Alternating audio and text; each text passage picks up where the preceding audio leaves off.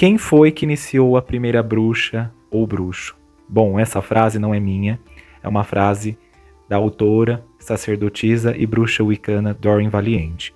E foi ela que lançou o dilema, quando a Wicca ainda era um lugar estritamente iniciático e pensado numa continuidade e linhagem iniciática a partir de Gardner.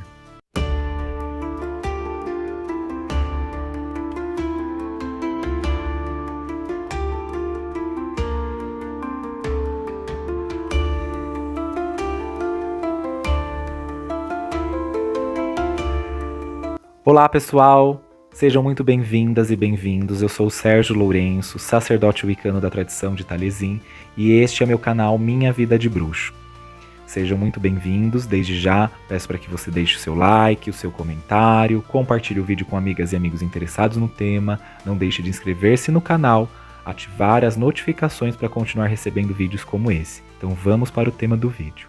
A frase de Doreen Valiente, emblemática e histórica, que pergunta quem foi que iniciou a primeira bruxa, é uma frase em que a própria autora Doreen Valiente propôs, em contraponto, a pensar que a bruxaria não é apenas uma prática iniciática do ponto de vista de uma linhagem iniciática, uma sucessão de iniciação feita e a partir de outra pessoa. Isso é um contraponto no sentido do que a Wicca, em sua origem, propõe, de que somente uma bruxa ou um bruxo pode fazer outra bruxa e bruxo, e que um bruxo não pode ser feito sozinho. No entanto, isso é uma característica que a própria Wicca propõe em seu início, que vem muito oriunda dos pensamentos que Margaret Murray propõe quando ela traz que a bruxaria era uma prática religiosa feita em coven, em grupo, e por isso mesmo também iniciática.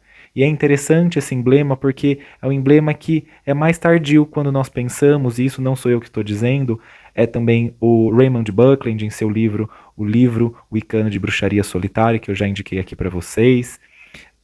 Ele propõe que a bruxaria solitária, a imagem de uma bruxa e um bruxo solitário, era anterior à ideia de bruxas e bruxos de coven. Então nós podemos pensar que um bruxo ou uma bruxa solitária é muito mais originário do ponto de vista prático de uma religião ou de uma prática de bruxaria do que o modelo de coven que o Gardner irá propor.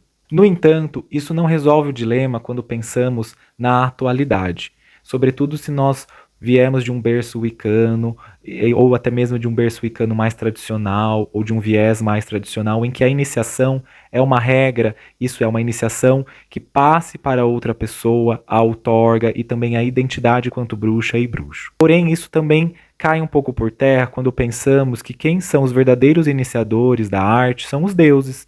Quem vai permitir permear a iniciação e as metamorfoses iniciáticas são os próprios deuses. E o outro vai ser meramente um instrumento e também um despertar. Mas quem vai percorrer este caminho é aquele que vai seguir e também os próprios deuses e deusas da arte que vão fazer esse processo acontecer. Claro que do ponto de vista sacerdotal, de uma tradição, de uma linhagem iniciática, essa problemática é muito mais ampla, complexa e também deve ser respeitada, sobretudo se é uma tradição iniciática e que vai considerar a linhagem de iniciação para que aquela prática possa de fato ser efetiva e reconhecida como tal. Por exemplo, em tradições da Wicca gardneriana, da Wicca alexandrina, a iniciação é algo muito importante, não apenas isso, ela é uma linhagem, ela precisa se remontar até o iniciador daquela tradição e ela precisa ser rastreável. Mas isso resolve a questão da bruxaria solitária? Sim e não.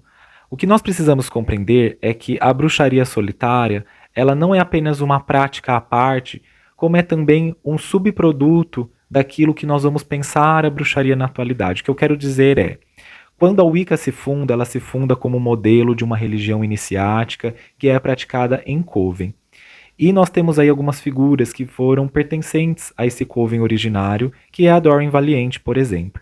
E a própria Doreen Valiente, quando ela sai do coven originário de Gardner, ela também começa a questionar esse lugar e questionar o lugar que a bruxaria também estava se propondo. Pois se a bruxaria era algo criado naquele momento, isso é, criado ou pego ali em uma continuidade, mas com uma formatação moderna e também com elementos modernos, a própria Doreen Valiente vai questionar esse lugar de quem iniciou a primeira bruxa e bruxo, pensando se é uma linhagem, então quem nasceu primeiro, né? Bem nessa história, o ovo ou a galinha. Então, ela também começa a questionar esse lugar e dizer que a bruxaria, ela pode ser vivenciada a partir de uma única pessoa, e essa única pessoa se outorgar e se autorizar perante um rito de devoção, dedicação ou auto-iniciação, para que ela possa realizar essa vivência, sem a autoridade externa ou hierárquica de um alto sacerdote ou alta sacerdotisa, ou seja, é uma própria reivindicação. E é interessante que a autora, Doreen Valiente, sobretudo em seu livro Renascimento da Bruxaria, e também o livro dela que ela traz, A Bruxaria Amanhã, né, Witchcraft Tomorrow, ela vai trazer que é possível sim você viver a bruxaria de uma forma solitária, até ela usa até como base os direitos humanos no sentido de que é um direito básico humano ter e celebrar a sua religião da forma que ela é praticada e vivenciada, ou como o indivíduo sente que é importante para ele. Portanto, nesse sentido, a bruxaria solitária ou a Wicca solitária, e a bruxaria solitária também pode ser diversa nela mesma, e não necessariamente estrita a um paradigma wiccano, mas pensando nesse paradigma, dentro desse paradigma wiccano, a bruxaria solitária, ela vai ser um produto, ela vai ser uma reivindicação de próprios wiccanos, muitos vindos de um berço tradicional, a pensar que você pode ser bruxo por você mesmo e fazer as coisas por você mesmo. E há muitos autores que iniciam essa iniciativa e essa proposta, aí desde Doreen Valiente, Marian Green, Rhea Beth. Tem até esse livro da Rhea Beth, que é A Bruxa Solitária, que é muito interessante, tem lançado aqui no Brasil pela editora Darkside. Essa é uma edição muito bonita, aliás, que eu recomendo a leitura. E autoras e autores, além do Raymond Buckland também, o Scott Cunningham, por exemplo, são autores que vão propor que você pode fazer por você mesmo. E o fazer por você mesmo é um pouco complicado se a gente retira o senso crítico. Fazer por você mesmo não é fazer de qualquer jeito, é fazer também com compromisso. Se um bruxo ou uma bruxa iniciada em um coven, em uma tradição, necessita de um senso de compromisso, ética e responsabilidade, um bruxo e uma bruxa solitária necessita o dobro disso, porque ele vai ter única e exclusivamente ele para amparar o caminho. Claro que ele pode contar aí com uma comunidade, até pensando que ser um bruxo e uma bruxa solitária hoje é um caminho às vezes muito mais viável, acessível, até pela abundância de livros, de ferramentas, grupos, comunidades, do que pertencer a um coven, uma tradição.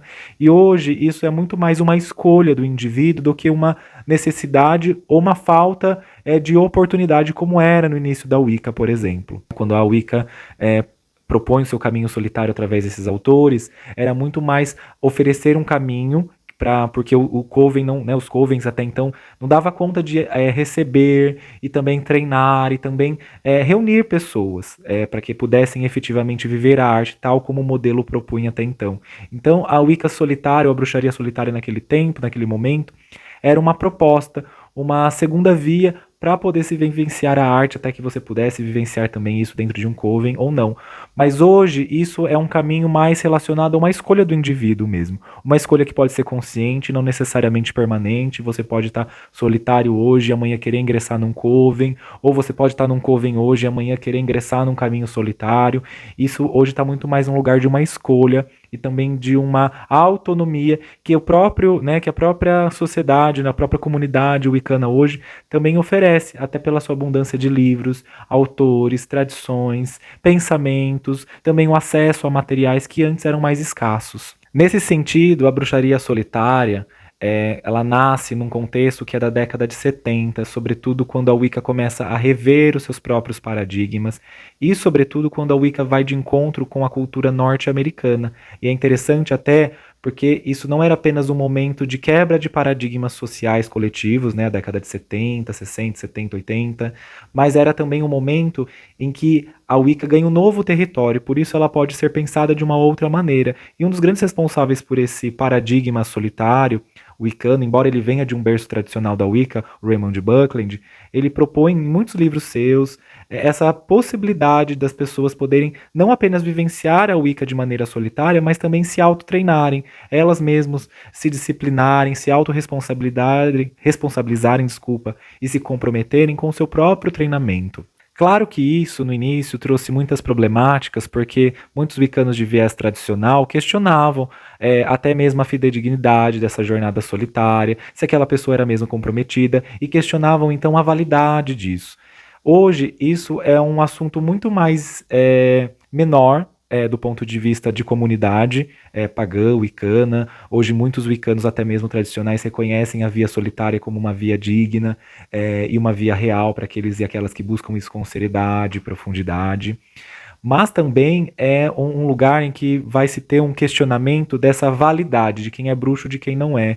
E até existe um termo pejorativo que era usado na ideia de um viralatismo. Aquela pessoa é uma bruxa, um bruxo vira-lata, não tem uma iniciação, né, um certo grau, né, uma hierarquia, enfim, um status perante a comunidade.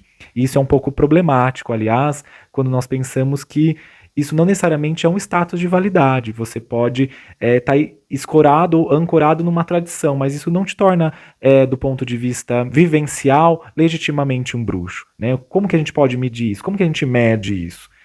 Até pensando no início da Wicca, ela foi criada. Né? Quando a gente estuda historicamente a Wicca, a gente sabe que a Wicca foi criada. Ela não, ela vem, né? Ela não é como uma ideia proposta de que era uma linhagem ininterrupta, de iniciações e que veio ao mundo pelo Gardner, né, que rompeu esse silêncio. Não, a gente sabe que ela foi criada num ponto, e a gente pode até questionar se o Gardner não se auto-iniciou e diz que foi iniciado, ou outras pessoas que produzem as suas tradições e que se advogam terem sido iniciadas por uma outra bruxa, na verdade, não foi uma auto-iniciação também. Então é importante a gente questionar isso. E isso não diz de uma desvalidação desse caminho, mas diz da validade que você busca ter. O caminho precisa ser válido para você e não para os outros. Ele precisa ter sentido e significado para você. E eu penso que isso é a grande chave, a grande virada que a bruxaria solitária vem propor para a comunidade wicana e que é muito vivenciada na atualidade, que é: você deve se validar, você deve ter e buscar a sua própria validade. Quem vai te validar é o tempo, a dedicação, a seriedade, pois pouco adianta você ser iniciado de uma tradição renomada e você não, nas suas atitudes, na sua própria busca, você não se comprometer, você não ser responsável, ético, estudioso, enfim, se aprofundar naquilo que você se propôs. Então é importante questionar esse lugar. Qual é a validade, né? A validade a partir de quem, de onde e de qual lugar a gente está falando que é válido. Bom, então esse foi o tema do vídeo de hoje. Espero que você tenha gostado, que tenha te ajudado a refletir um pouco sobre esse lugar da bruxaria solitária. Esse foi um vídeo muito mais de uma reflexão aberta sobre isso, algumas angústias que algumas pessoas têm em relação à bruxaria solitária. Lembre-se, ela é um caminho válido na medida em que você vive ele com seriedade, profundidade e comprometimento. O caminho é válido a partir disso, né? E não porque um outro valida ou desvalida você. Pense sobre isso, deixe seu comentário sobre o tema do vídeo e até uma próxima oportunidade aqui no meu canal Minha Vida de Bruxo.